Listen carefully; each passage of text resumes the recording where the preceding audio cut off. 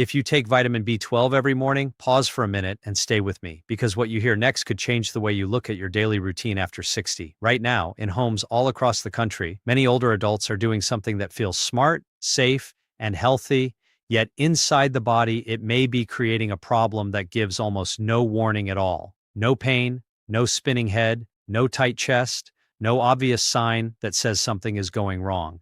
And still, little by little, the risk can rise in silence. One of the most trusted vitamins on the shelf, B12, may become risky when it meets the wrong medication. And the strange part is this danger often hides behind normal habits. A supplement with breakfast, a pill for blood sugar, a tablet for acid reflux. Everything seems ordinary. Everything seems responsible. But sometimes ordinary routines create hidden stress inside the body. In some older adults, taking high-dose B12, along with one of two common medicines, may disturb the body's balance in a way that is linked to rising homocysteine, a compound tied to blood vessel damage and higher cardiovascular risk. That is the part almost nobody talks about. And if you're over 60, this matters even more because the body does not process nutrients and medicines the same way it did years ago. So before you take your next dose, listen closely. I'm going to walk you through the two medications people talk about most in this conversation, why the combination may become a concern, and what smarter steps may help you protect yourself. And yes, the second medication surprises even more people than the first. So do not click away now, because the next few minutes may connect dots no one has ever connected for you before. A lot of people believe that if a supplement is good, then more of it must be better. That sounds reasonable. It feels logical. But the body does not always reward excess. Sometimes it only rewards balance. There has been discussion in medical circles for years about whether high doses of certain B vitamins always help the heart, or whether under some conditions they may do the opposite. That idea shocked many people because B vitamins have long been seen as protective, but once you understand the body's pathways, the picture becomes more complicated. Imagine an older adult in the early 70s, active, careful, trying to do everything right. Morning walk, regular meals, supplements lined up beside a cup of coffee, B12 at the top of the list because everyone says absorption gets weaker with age. That person may feel proud of staying ahead of the game. But now imagine the same person has also been taking metformin for type 2 diabetes for years, not months, years. And no one ever really explained what long-term metformin can do to B12 handling in the body. At first, there may be no dramatic symptoms, maybe only a quiet kind of tiredness, not the kind fixed by a nap, just a drained feeling that slowly becomes normal. Then blood work shows something confusing. B12 may look high because of supplementation, yet another marker linked to vascular stress may also be high. That is where the story changes, because a high B12 number on paper does not always mean the body is using it well. Sometimes it only means the vitamin is present in the bloodstream.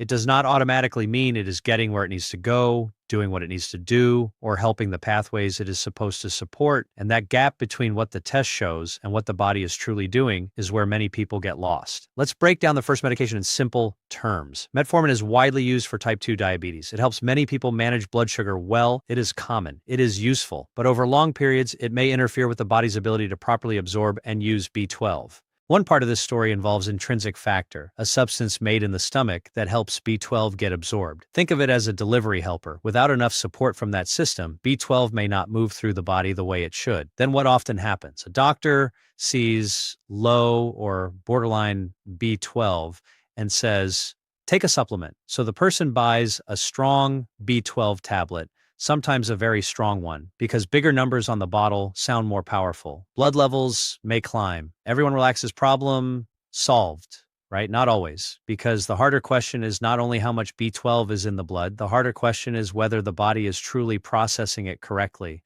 When that process becomes inefficient, the pathways that depend on B vitamins can start to struggle, and one of those pathways helps manage homocysteine. Homocysteine is a natural substance in the body, and in normal amounts, it is not the villain people imagine. But when it stays high, trouble can build. Blood vessels may become irritated. The inner lining may lose some of its smooth, healthy character. Over time, that can make it easier for damage, stiffness, and plaque-related problems to grow. This is why some people describe elevated homocysteine as a silent stressor for the cardiovascular system. Not loud, not dramatic, just steady, quiet, harmful. And if you have been on metformin for years while also taking large doses of B12, this is exactly the point where you should pay attention, because the issue may not be what you are taking, but how your body is dealing with the combination. Now let's talk about the second medication, because this one reaches a huge number of older adults every single day. These are proton pump inhibitors, often called PPIs, medicines used for reflux, stomach acid problems, and ulcer protection. They are common after 60 because heartburn and reflux become more frequent with age. Many people take them for a short time and then stay on them much longer than expected. On the surface, they seem unrelated to B12, but the connection is real. Your body needs enough stomach acid to free B12 from the protein in food. If acid is lowered for a long time, B12 from food may be harder to absorb. That part is well known. What is less often discussed is what happens when a person then turns to high-dose supplements to make up for that gap. In some cases, especially in older adults whose kidneys are not working as efficiently as they once did, the processing of that extra B12 may become less predictable. Add in the fact that long-term acid-suppressing medicine can create changes in the digestive environment, and the result may be an uneven pattern of absorption and use. Some days the system seems stable, other days it may not. And when the body's handling of these nutrients becomes irregular, the pathways tied to homocysteine may also become less steady. That is where the conversation gets serious, because most people taking acid-reducing medicine and B12 together have never been told to think about timing, dose, form, or follow-up testing. They just take both and assume all is well. If that sounds familiar, keep listening, because this is where small changes may matter more than people realize, and what comes next is probably the part no one has ever explained to you in plain language. Homocysteine is really the center of this whole conversation. It is one of the most important numbers most people never see. A regular blood panel may check sugar, cholesterol, kidney function, maybe thyroid, maybe total B12, but homocysteine is usually not included unless someone asks for it. That is a problem, because when homocysteine stays elevated over time, it may affect the cardiovascular system in several ways. First, it can irritate the lining of the arteries. Second, it may make it easier for unhealthy particles to settle into those irritated vessel walls. Third, when plaque forms in that kind of inflamed setting, it may be less stable. That matters because unstable plaque is dangerous plaque. It is the kind that may break loose and travel. Sometimes when people hear about stroke, they imagine one giant blockage that suddenly appears from nowhere. But in real life, the process can be slower, quieter, and more complex. The vessel wall may be under stress for months or years before anything dramatic happens. That is why this issue deserves attention even when a person feels completely fine. No symptoms does not always mean no risk. Let that sink in. The body can be asking for help in total silence. And because homocysteine is not usually tested, many people never see the warning. They just keep taking the same medicines, the same supplements, in the same amounts, year after year, without ever looking at the marker that might reveal what is happening under the surface. If you remember only one thing from all of this, remember that hidden markers often tell the story before symptoms do. That is why this is not about fear. It is about seeing earlier. It is about asking better questions. And it is about not waiting for a major event to learn that a simple blood test might have revealed the problem much sooner. At this point, you might be wondering whether the answer is to stop B12 completely. For most people, no. B12 is still essential, especially later in life. Low B12 can contribute to nerve issues, weakness, fatigue, memory problems, balance trouble, and its own set of health risks. So the goal is not to throw B12 away. The goal is to use it more wisely. This is where the conversation shifts from alarm to action. First, if you take metformin or a PPI, ask your healthcare provider about checking homocysteine and a more useful measure of B12 status, not only total B12. A normal or high total number does not always tell the whole story. What matters is whether the vitamin is in a form your body can actually use. Second, the form of B12 may matter more than many people realize. A lot of store brands use cyanocobalamin because it is cheap and common, but that form has to go through extra steps before the body can use it fully. For some older adults, especially those on medicines that already complicate absorption or processing, those extra steps may not be ideal. A more active form, often called methylcobalamin, is frequently discussed as a better fit because it is closer to the form the body uses directly. Third, dose matters. This is a big one. Very high doses may sound strong, but strong is not the same as smart. Many people take 1,000, 2,000, even 5,000 micrograms daily without ever asking if that amount is necessary. Often the body absorbs only a small portion, especially when digestive support is impaired. More does not always create more benefit. Sometimes it just creates more noise in the bloodstream, while the real imbalance remains unsolved. A more thoughtful approach may be much simpler than people expect. Instead of pushing huge amounts of one nutrient, the better plan may be to support the whole pathway the body uses. B12 does not work alone. It works alongside other nutrients, especially B6 and folate, in the cycle that helps manage homocysteine. If those partners are missing, even a strong B12 supplement may not do the job people expect. That is why some people improve not by taking more and more B12, but by using a balanced combination in more moderate amounts. Many experts discussing this topic often point toward moderate dosing, proper form, and supportive nutrients rather than megadoses. Timing may matter too. If someone is taking a PPI, separating the supplement from the medication schedule may be worth discussing with a doctor or pharmacist. If kidney function is reduced, that deserves attention as well because the body's clearance and handling of nutrients can change with age. And here is the key point many people miss.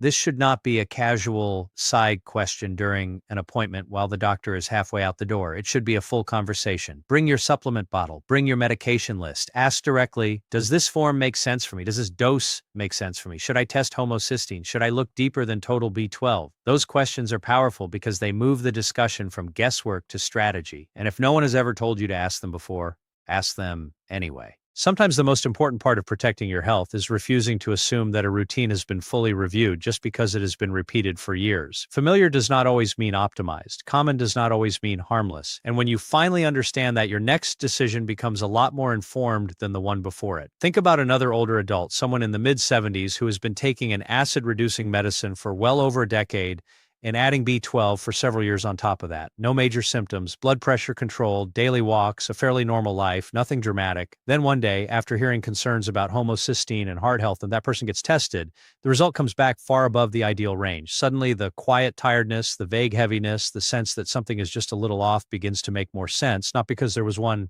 giant warning sign, but because there were no warning signs. That is what makes this so unsettling and so important at the same time. When the supplement form is changed, when a better dosing plan is used, when supportive nutrients are added, and when the schedule is adjusted with more care, follow-up testing may show movement in the right direction. Not overnight, not magically, but meaningfully, and that matters. The body can often recover better than people think when the root issue is finally addressed before a major event occurs. Blood vessels under chronic stress are not always beyond help. Fatigue that feels like just aging is not always just aging. Sometimes the answer is hidden in a mismatch between what the body needs and what the person is taking. This is why I want you to stay alert, because what sounds like a small supplement discussion can become a much larger conversation about stroke prevention, heart protection, and healthy aging. And if you are still with me, this next part is the one to remember because it turns everything we have covered into a practical checklist you can actually use instead of a scary idea you forget by tomorrow morning. Start with your medications. Are you taking metformin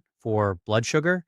Are you taking a proton pump inhibitor for reflux or stomach issues? If yes, that does not mean panic. It means pay attention. Next, look at your B12 bottle. What form is it? If it is cyanocobalamin, that may be worth reviewing. Then check the dose. If it is extremely high, ask whether that amount is truly needed for your situation. After that, look beyond the supplement itself and ask whether the rest of the pathway is being supported. Are B6 and folate part of the plan when appropriate? Has homocysteine ever been tested? Has anyone checked whether your body is actually using B12 effectively rather than simply showing a number in the blood? These are not complicated questions, but they are powerful ones. And here is a YouTube truth most people need to hear. Sometimes the biggest health mistake is not doing something obviously dangerous. Sometimes it is repeating something healthy without checking if it still fits your body. That is why this conversation matters so much after 60.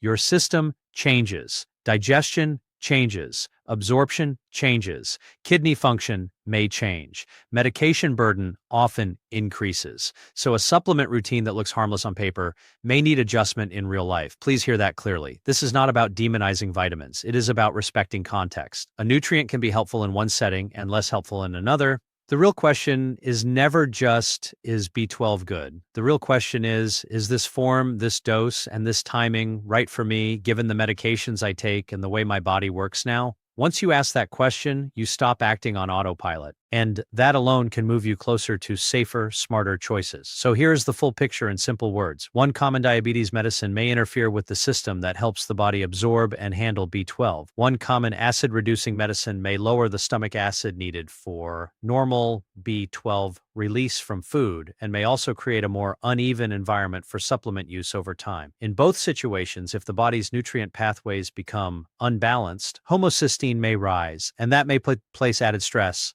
on the arteries. The risk is easy to miss because homocysteine is not usually checked, symptoms may be absent, and a standard B12 number can look reassuring even when the deeper story is not. That is why this issue can hide in plain sight for years. But once you know what to watch, you are no longer in the dark. You can ask for better testing. You can review the form you take. You can rethink the dose. You can talk about timing. You can consider whether other supportive nutrients belong in the plan. Most important, you can stop guessing. And if no one has ever had this discussion with you before, let this be the moment it starts. Stay with that thought for a second. A lot of serious health problems do not begin with drama. They begin with silence, repetition, and small things no one bothers to question. That is exactly why these conversations matter. Not because they create fear, but because they create awareness early enough to do something useful.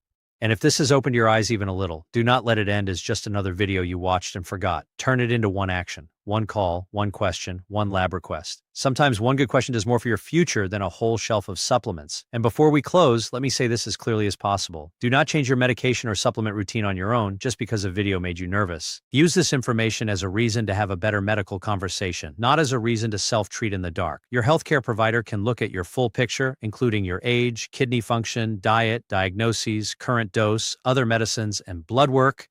That full picture matters. What works for one person may not be right for another, but silence helps no one. Guessing helps no one. Blindly copying what healthy people online do helps no one. What helps is asking smarter questions and matching your routine to your real biology. If you are over 60 and take B12 with metformin or an acid-reducing medicine, this is your sign to review the plan carefully, not later, soon. Put it on your list. Bring it up on purpose. Ask about homocysteine. Ask about active B12 status. Ask whether your dose is too high. Ask whether the form makes sense.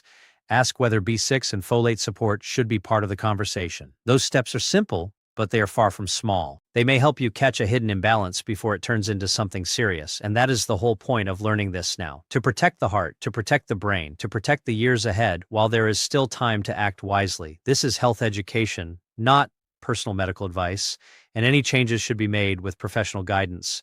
But now you know what many people never hear. You know the combination worth reviewing. You know the marker worth asking about. And you know that doing everything right is only truly right when it is right for your body.